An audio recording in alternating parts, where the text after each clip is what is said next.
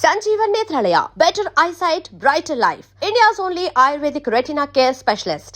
First question, sex నార్మల్గా చేస్తున్న పిల్లలు పుట్టడంలో ఇబ్బందులు ఉండొచ్చా? హలో వివర్స్, ఈరోజు ఒక కామన్ డౌట్, అంటే పిల్లలు పుట్టని వాళ్ళల్లో ఉన్న కామన్ డౌట్ గురించి ఈరోజు మాట్లాడుకుందాం. చాలామంది స్పెర్మ్ కౌంట్ తక్కువగా ఉండి మా దగ్గరికి వస్తూ ఉంటారు. వాళ్ళని వాళ్ళు మమ్మల్ని అడుగుతూ ఉంటారు, డాక్టర్ గారు నేను సెక్స్ చేయడంలో అంటే కలిసినప్పుడు ఎటువంటి ప్రాబ్లం లేదు, అయినా నాకు స్పెర్మ్ కణాలు ఎందుకు తక్కువగా ఉన్నాయని అడుగుతూ ఉంటారు. ఇక్కడ ఏంటంటే మనం ముఖ్యమైన విషయం మనం తెలుసుకోవాల్సింది ఏంటంటే, సెక్షువల్ లైఫ్ వేరు, తర్వాత ఫర్టిలిటీ వేరు. అంటే రెండు డిఫరెంట్ ఆర్గన్స్. వీర్య కణాలు అనేది వృషణాలు అంటే టెస్టిస్లో ప్రొడ్యూస్ అవుతాయి. సెక్షువల్ లైఫ్ అనేది అంగంలో రక్త ప్రసరణ మీద డిపెండ్ అవుతుంది, అలాగే హార్మోన్స్ మీద డిపెండ్ అవుతుంది. సో ఇప్పుడు సెక్షువల్ లైఫ్ బాగున్నంత మాత్రాన వీర్య కణాల సంఖ్య బాగుండాలని లేదు. సో ఇంకొక విధంగా ఆలోచించాలంటే, ఒకవేళ వృషణాల్లో స్పెర్మ్ ఉత్పత్తి బాగుండి మధ్యలో ఏదైనా ఇన్ఫెక్షన్ వల్ల బ్లాక్ అయిందనుకుందాం, సో అప్పుడు ఏమవుతుంది, సెక్షువల్ లైఫ్ నార్మల్గా ఉంటుంది కానీ వీర్య కణాల సంఖ్య 0 ఉంటుంది. సో ఈ రెండు వేరు. సో ఇంకో విధంగా కూడా ఆలోచించుకోవచ్చు, అంటే ఒకవేళ సెక్షువల్గా ఏదైనా ప్రాబ్లమ్స్ ఉన్న వాళ్ళకు కూడా వీర్య కణాల సంఖ్య బాగుండొచ్చు, పిల్లలు పుట్టడానికి ఎటువంటి ప్రాబ్లం లేకపోవచ్చు. అందుకని చాలామందిని చూస్తూ ఉంటారు పేషెంట్స్ని, డాక్టర్ గారు నాకు ఎప్పటి నుంచో ఈ ప్రాబ్లం ఉంది, సెక్షువల్గా నేను కలవలేకపోతున్నాను, కానీ ఎప్పుడో ఒకసారి ఈ టాబ్లెట్స్ వేసుకొని కలిశాను, ప్రెగ్నెన్సీ వచ్చేసింది, మళ్ళీ ట్రై చేస్తున్నాను, ఆ టాబ్లెట్స్ వేసుకొని ట్రై చేస్తున్నాను అన్నట్టు చెప్తూ ఉంటారు. కానీ ఇది ఎందుకు అంటే, ఈ రెండు సిస్టమ్స్ వేరు. ఇప్పుడు సెక్షువల్ సమస్యకి దీనికి ఎప్పుడు ముడిపెట్టకూడదు, కానీ కొన్ని రకాల ఇష్యూస్లో రెండు కలిసిపోవచ్చు. ఎందుకు అంటే, ఇప్పుడు ప్రాస్టేట్ ఇన్ఫెక్షన్ ఉందనుకుందాం. ప్రాస్టేట్ ఇన్ఫెక్షన్ ఏం చేస్తుంది, అటు సెక్షువల్ ఇష్యూస్ని క్రియేట్ చేయొచ్చు. అంటే ప్రీమెచ్యూర్ ఎజాక్యులేషన్, శీఘ్రస్ఖలనం వచ్చేట్లు చేయొచ్చు, అంగం సరిగా స్తంభించలేకపోవచ్చు, అలాగే ఇన్ఫెక్షన్ వల్ల ఏమవచ్చు, స్పెర్మ్ ట్యూబ్ బ్లాక్ అయిపోయి లేదా స్పెర్మ్ ట్యూబ్ ఇన్ఫెక్ట్ అయిపోయి ఏదైనా వీర్య కణాల సంఖ్యన తక్కువ ఉండొచ్చు, లేదా జీరో స్పెర్మ్ కౌంట్ ఉండొచ్చు, లేకపోయినా కేవలం మొటిలిటీ తక్కువ ఉండొచ్చు. సో ఇవన్నీ పాసిబిలిటీస్. సో ఇప్పుడు డాక్టర్ గారు ఇప్పుడు ఏం చేయాలి, ఒకవేళ నేను సెక్షువల్గా ప్రాబ్లం లేదు కానీ నాకు పిల్లలు పుట్టట్లేదు, వీర్య కణాల సంఖ్య తక్కువగా ఉంది అంటే, దానికి ఒక కారణం అంటూ ఉన్నది. ఇప్పుడు వీర్య కణాల సంఖ్య తక్కువగా ఉండడానికి చాలా రీజన్స్ ఉండొచ్చు. అంటే జన్యుపరంగా కొన్నిసార్లు ప్రాబ్లమ్స్ ఉండొచ్చు, కొన్నిసార్లు మనం సరైన ఆహారం తీసుకోకపోవడం వల్ల దాంట్లో వైటమిన్ డెఫిషియన్సీ ఉండి దానివల్ల కూడా వీర్య కణాల సంఖ్య తక్కువ ఉండొచ్చు.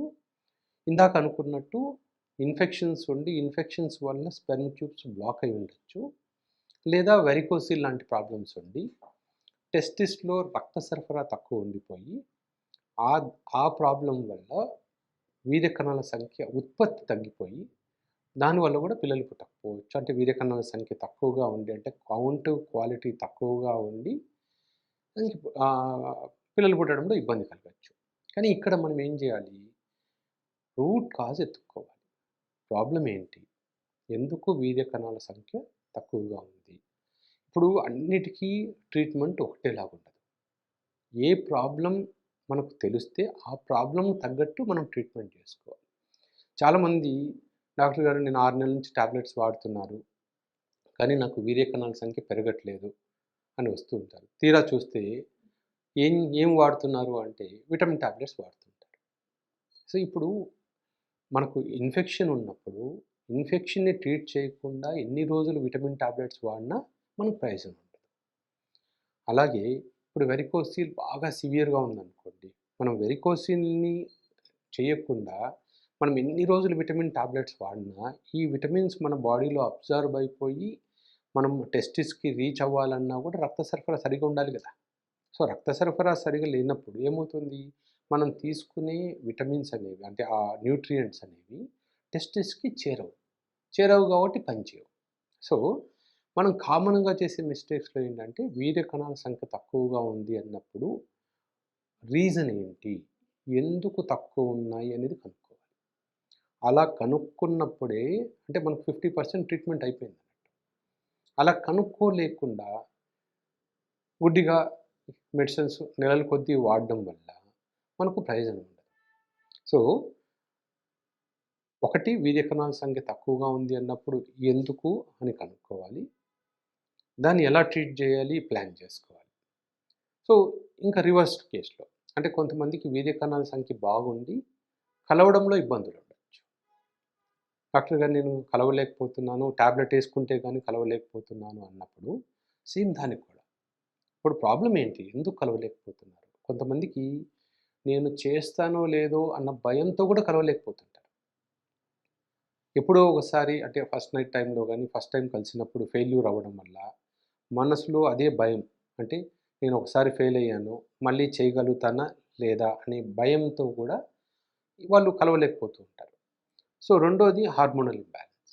అంటే టెస్టోస్టెరాన్ హార్మోన్ తక్కువున్నా, ప్రొలాక్టిన్ హార్మోన్ ఎక్కువున్నా, ఈస్ట్రోజన్ హార్మోన్ ఎక్కువున్నా, థైరాయిడ్ హార్మోన్ ఎక్కువున్నా అవి అంగస్తంభన సమస్యను క్రియేట్ చేయొచ్చు. అలాగే పెనిస్‌లో రక్త సరఫరా సరిగ్గా లేకున్నా కూడా మనకు ఇది అవ్వచ్చు. సో అది కూడా మనం రీజన్ ఐడెంటిఫై చేసుకోవాలి. సో ఓన్లీ టెడలాఫిల్ టాబ్లెటో, వయాగ్రా లాంటి టాబ్లెటో అంటే సిలినాఫిల్ అంటాం. అవి తీసేసుకోవడం వల్ల ఇలాంటి ప్రాబ్లమ్స్ క్యూర్ అవ్వవు. ప్రాబ్లమ్ ఎందుకొచ్చింది? దాన్ని ఎలా క్యూర్ చేయాలి అన్నప్పుడే ఆ ప్రాబ్లమ్‌ని మనం కరెక్ట్ చేసినప్పుడే మనం ఈ ప్రాబ్లమ్‌లోంచి బయటకొస్తాం. లేకపోతే ఏమవుతుంది బీపీ, షుగర్ లాగా లైఫ్ లాంగ్ వాటికి మెడిసిన్స్ వాడుతూనే ఉంటాం. సో ఇది మీరు గుర్తుపెట్టుకోవాలి.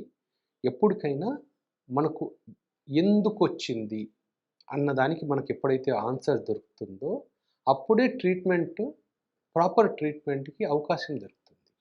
అది కాకుండా ఓన్లీ నాకు అవసరమున్న రోజులు నేను ఈ వయాగ్రా లాంటి టాబ్లెట్ వాడుకుంటాను అంటే దానికి అంతెక్కడ?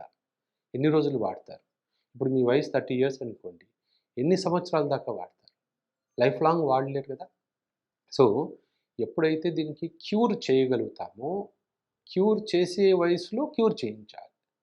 ఇప్పుడు ఒక వ్యక్తి 60 ఏండ్ల వ్యక్తి వచ్చాడనుకోండి. మనము ఆ టైంలో 60 ఏండ్ల వ్యక్తికి అంగస్తంభన సమస్య రావడం చాలా కామన్. అప్పుడు మనం క్యూర్ చేయాలని చూడకూడదు. వాళ్ళకి టెంపరరీగా ఒక సొల్యూషన్ ఇవ్వాలి. ఎందుకంటే ఆ ఏజ్‌లో రక్తనాళాలు వీక్‌గా ఉంటాయి. ఆ ఏజ్‌లో ఉన్న వాళ్ళకు ఎక్కువ మందిలో అంగస్తంభన ప్రాబ్లమ్ న్యాచురల్‌గానే అవ్వచ్చు. ఏజ్ ప్రకారం వచ్చేవి. సో యంగ్‌స్టర్స్‌లో అలా కాదు. యంగ్‌స్టర్స్‌లో ఏదో ఒక రీజన్ వల్లనే ఈ ప్రాబ్లమ్ వస్తుంది. ఆ రీజన్ ఐడెంటిఫై చేసుకోవాలి. అది మనం కరెక్ట్ చేయగలుగుతామా లేదా చూడాలి. ఆ కరెక్ట్ చేయగలిగిన ప్రాబ్లమ్ అయితే ఆ ప్రాబ్లమ్‌ని క్యూర్ చేస్తే ఈ ప్రాబ్లమ్‌లో నుంచి బయటికి రావచ్చు. అంటే అసలు మందులు వాడకుండా, మందుల మీద డిపెండ్ అవ్వకుండానే మనము ఈ ప్రాబ్లమ్ నుంచి బయటకు రావచ్చు. Thank you.